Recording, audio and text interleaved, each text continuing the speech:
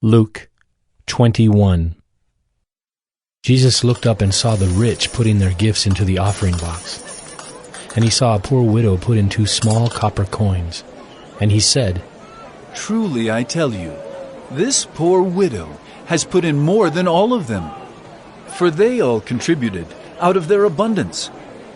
But she out of her poverty put in all she had to live on."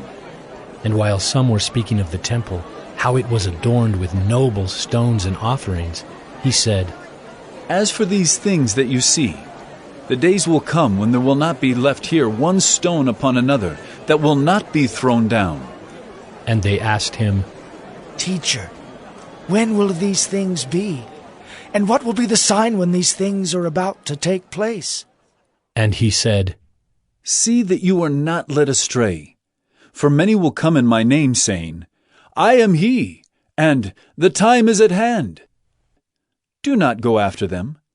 And when you hear of wars and tumults, do not be terrified, for these things must first take place, but the end will not be at once."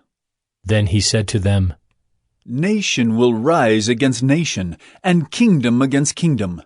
There will be great earthquakes, and in various places famines and pestilences. And there will be terrors and great signs from heaven. But before all this, they will lay their hands on you and persecute you, delivering you up to the synagogues and prisons, and you will be brought before kings and governors for my name's sake. This will be your opportunity to bear witness. Settle it therefore in your minds, not to meditate beforehand how to answer.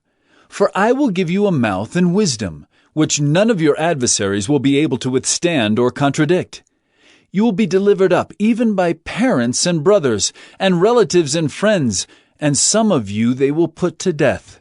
You will be hated by all for my name's sake, but not a hair of your head will perish. By your endurance you will gain your lives. But when you see Jerusalem surrounded by armies, then know that its desolation has come near. Then let those who are in Judea flee to the mountains, and let those who are inside the city depart, and let not those who are out in the country enter it. For these are days of vengeance, to fulfill all that is written. Alas for women who are pregnant, and for those who are nursing infants in those days. For there will be great distress upon the earth, and wrath against this people. They will fall by the edge of the sword, and be led captive among all nations.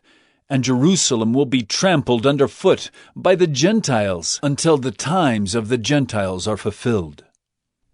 And there will be signs in sun and moon and stars, and on the earth distress of nations and perplexity, because of the roaring of the sea and the waves. People fainting with fear and with foreboding of what is coming on the world.